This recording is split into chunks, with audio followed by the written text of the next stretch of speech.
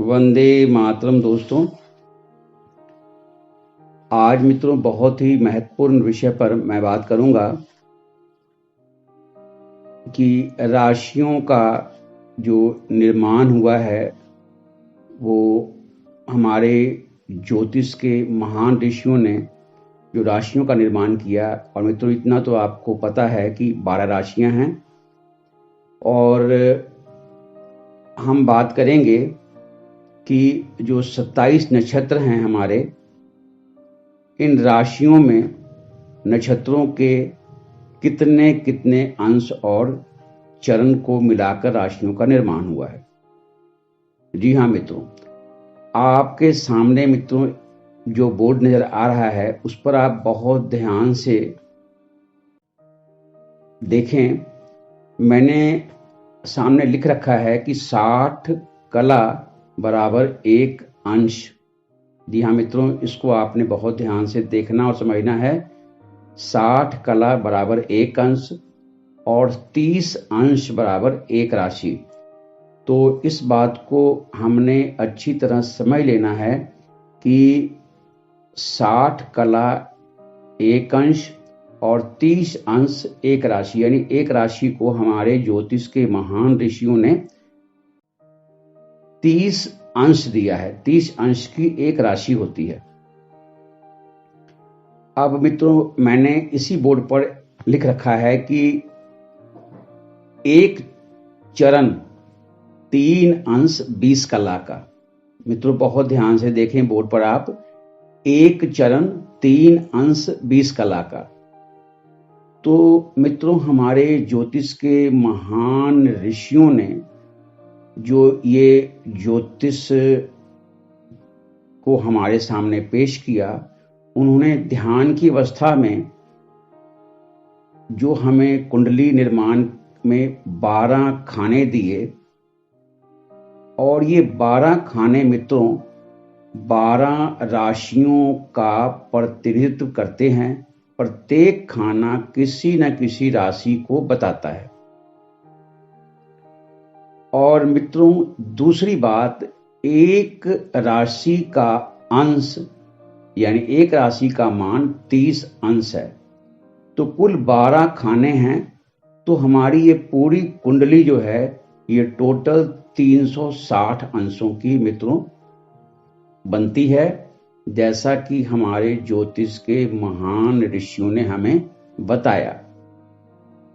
अब मित्रों जब राशि का निर्माण हमारे ज्योतिष के महान ऋषियों ने हमारे सामने रखा, तो इस राशि में साथ में हमें हमारे ज्योतिष के ऋषियों ने 27 नक्षत्रों के बारे में भी हमें बताया। और उनकी एक महान खोज, ध्यान की अवस्था में पहुंचकर जो उन्होंने देखा 27 नक्षत्रों को, और हर एक नक्षत्रों को उन्होंने 4 चरणों में बांटा। बहुत ध्यान से मित्रों आपने मेरी बात को सुनना है। एक नक्षत्र को उन्होंने 4 चरणों में बांटा। 27 नक्षत्र पहले हमें उन्होंने दिए और एक नक्षत्र को 4 चरणों में बांटा। एक चरण का मान 3 अंश 20 कला। तो एक नक्षत्र में 4 चरण, तो उसका कुल मान 13 अंश 20 कला मित्रों। और एक बहुत महत्वपूर्ण बात मित्रों मैं पहले ही बता दूंगा आपको कि प्रत्येक राशि में नक्षत्रों के 9 चरणों को हमारे ज्योतिष के ऋषियों ने रखा। मैं इस बात को दोबारा रिपीट कर दूं, प्रत्येक राशि में नक्षत्रों के 9 चरणों को रखा है। और जैसा कि मैंने अभी बताया आपको कि एक नक्षत्र में 4 चरण होते हैं, यानी एक नक्षत्र को हमारे ज्योतिष के ऋषियों ने 4 चरणों में बांटा हुआ है। अब हम चर्चा करते हैं कि कर्क राशि का जो निर्माण हुआ है इसमें कौन कौन से नक्षत्रों के चरणों के को मिलाकर कर्क राशि का निर्माण हुआ। तो जैसा मित्रों आप बोर्ड पर बहुत ध्यान से देखें, पुनर्वसु सबसे पहला नक्षत्र पुनर्वसु नक्षत्र। जैसा कि मित्रों आपने पिछले वीडियो में देखा है कि मिथुन राशि में पुनर्वसु नक्षत्र के पहले 3 चरण मिथुन राशि में आ गए। तो नक्षत्रों के 4 चरण होते हैं, तो जो अंतिम एक चरण बच गया मित्रों, वो पुनर्वसु नक्षत्र का अंतिम जो एक चरण है वो हमारे कर्क राशि में आ गया। तो इसका मान हुआ 3 अंश 20 कला। जैसा कि मैंने पहले बताया है आपको कि एक चरण का मान 3 अंश 20 कला है। आगे बढ़ते हैं मित्रों। कर्क राशि के निर्माण में दूसरे नक्षत्र को लिया, वो है पुष्य नक्षत्र। जी हाँ मित्रों, पुष्य नक्षत्र के चारों चरण, एक नक्षत्र में 4 चरण होते हैं मित्रों, तो पुष्य नक्षत्र के चारों चरण कर्क राशि के अंतर्गत आ गए। तो 4 चरण पुष्य नक्षत्र के, तो उसका मान 13 अंश 20 कला। अब मित्रों आगे बढ़ें। कर्क राशि के निर्माण में जो तीसरा नक्षत्र है वो है मित्रों अश्लेषा नक्षत्र। जी हाँ मित्रों, अश्लेषा नक्षत्र के चारों चरण हमारे कर्क राशि में के निर्माण में आ गए। तो चारों चरण का मान 13 अंश 20 कला। अब हम मित्रों यहां पर ध्यान से देखेंगे कि कुल 9 चरण हमारे हो गए कर्क राशि में। पुनर्वसु नक्षत्र का अंतिम एक चरण, पुष्य नक्षत्र का 4 चरण और अश्लेषा नक्षत्र का 4 चरण, तो कुल 9 चरण। और इन 9 चरणों का कुल मान 30 अंश। और जैसा कि मैंने वीडियो के मित्रों शुरू में बताया आपको कि एक राशि 30 अंशों की हमारे ऋषियों ने हमें बताई है। अब मित्रों एक बहुत ही सुंदर सी बात, जब ऋषियों ने 27 नक्षत्र दिए और एक नक्षत्र को उन्होंने 4 चरणों में बांटा, तो उन्होंने हर चरण का एक हमें अक्षर भी दिया। जी हाँ मित्रों, तो प्रत्येक राशि में चूंकि 9 चरण हैं, तो हमें प्रत्येक राशि के 9 अक्षर भी हमारे ऋषियों ने दिया हुआ है। अब हम बहुत ध्यान से बोर्ड पर देखेंगे कि कर्क राशि के जो है वो अक्षर के अनुसार कौन कौन से अक्षर कर्क राशि के अंतर्गत आते हैं। तो मित्रों पुनर्वसु नक्षत्र का जो अंतिम चरण है वो हमारे कर्क राशि के अंतर्गत आता है। तो पुनर्वसु नक्षत्र का जो अंतिम चरण का जो अक्षर है ही, ये पुनर्वसु नक्षत्र का अंतिम चरणाक्षर ये कर्क राशि के अंतर्गत आ गया। अब मित्रों आगे बढ़ें। पुष्य नक्षत्र, पुष्य नक्षत्र के 4 चरण, तो चारों चरणाक्षर, जितने चरण दिए हमारे नक्षत्रों को 4 चरणों में बांटा, तो 4 अक्षर भी दिए। तो पुष्य नक्षत्र के चारों जो अक्षर हैं वो भी हमें कर्क राशि में आ गए। तो हु, हे, हो और डा, ये चारों पुष्य नक्षत्र के चारों चरणाक्षर ये कर्क राशि के अंतर्गत आ गए मित्रों। आगे बढ़े मित्रों। अश्लेषा नक्षत्र को भी ऋषियों ने 4 चरणों में बांटा है, तो उसके भी 4 चरणाक्षर हमें दिए जो कि कर्क राशि के अंतर्गत ही आते हैं। अब बोर्ड को हमने ध्यान से देखना है मित्रों। डी, डू, डे, डो, ये अश्लेषा नक्षत्र के चारों चरणाक्षर हैं जो कि हमारे कर्क राशि के अंतर्गत आते हैं।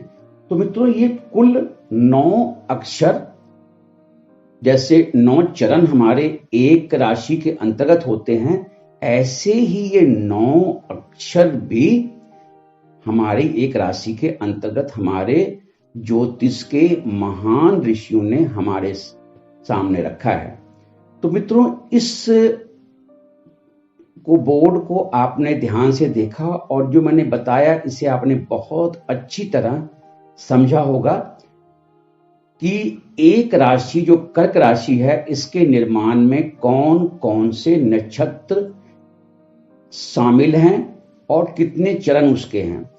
तो मित्रों अगर हमें ये पता हो कि कर्क राशि का निर्माण किस नक्षत्र के कितने चरणों को मिलाकर हुआ है और हमें उस नक्षत्र के बारे में पूरी जानकारी हो, तो हम कर्क राशि के व्यक्तित्व को बहुत सुंदर ढंग से समझ सकते हैं। यहां मैं एक बात मित्रों जरूर कहना चाहूंगा कि मैंने 27 नक्षत्रों पर अपने इस चैनल में वीडियो दे रखी है मित्रों।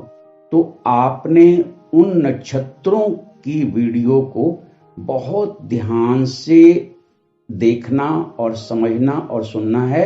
यदि आपने उसे देखा तो मित्रों आप उस नक्षत्र के बारे में अच्छी तरह समझ जाएंगे कि इस नक्षत्र में पैदा हुए लोगों का स्वभाव और सारा कुछ इसमें मैंने आपको बताया है संक्षिप्त में।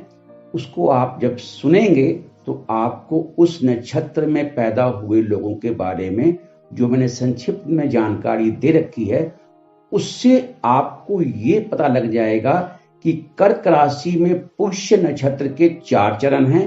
यानी कर्क राशि में पुष्य नक्षत्र के सभी गुण और दोष कर्क राशि में आ जाते हैं। अश्लेषा नक्षत्र के 4 चरण कर्क राशि में हैं, तो वो भी कर्क राशि के अंतर्गत आ जाते हैं। पुनर्वसु नक्षत्र का अंतिम 1 चरण ही है, तो वो बहुत थोड़ा सा गुण और दोष कर्क राशि के अंतर्गत आएगा। इस तरह मित्रों यदि हमें पता हो कि कौन सी राशि में किस नक्षत्र के कितने चरण आ रहे हैं, तो हमें उस राशि के व्यक्ति को समझने में, उस राशि के व्यक्तित्व को समझने में बहुत ही अच्छी तरह से एक पकड़ हासिल हो जाती है। हम बहुत सुंदर तरीके से उस व्यक्ति को समझ सकते हैं जिसकी राशि कर्क है। और दूसरा मित्रों, यदि आपने राशि के निर्माण में किस किस नक्षत्र का कितना कितना चरण शामिल है, इसको आपने भली भांति समझ लिया, तो एक बात मैं निश्चित तौर पर यहां कह सकता हूं कि आपको ज्योतिष पर बहुत ही सूक्ष्म पकड़ आपकी बन जाएगी। और जब आप इसे अच्छी तरह समझ लेंगे और आप बिल्कुल इसे अच्छी तरह आत्मसात कर लेंगे, तो फलित ज्योतिष में आपको बहुत ही आनंद आने वाला है मित्रों। जी हाँ मित्रों, बहुत ही आनंद आने वाला है, क्योंकि आपकी बहुत सूक्ष्म पकड़ जो है वो ज्योतिष के ऊपर हो जाती है यदि हम राशियों के निर्माण में नक्षत्रों के चरणों का हमें पता हो। और जैसा कि मैंने कहा कि 27 नक्षत्रों पर मैंने वीडियो अपने इसी चैनल में दे रखी है, उसे आप जरूर देखें। और उसके बाद अगर आप इस वीडियो को देखते हैं मित्रों, तो आपको उस राशि के व्यक्तित्व को समझने में बहुत ही ज्यादा सुगमता हो जाती है। अच्छा दोस्तों, अच्छे कर्म करते रहें, अपने पुण्य कर्मों के खाते को बढ़ाते रहें। इसी शुभ मंगल कामना के साथ मैं अजीत मिलता हूं आपसे अगले वीडियो में। तब तक के लिए वंदे मातरम।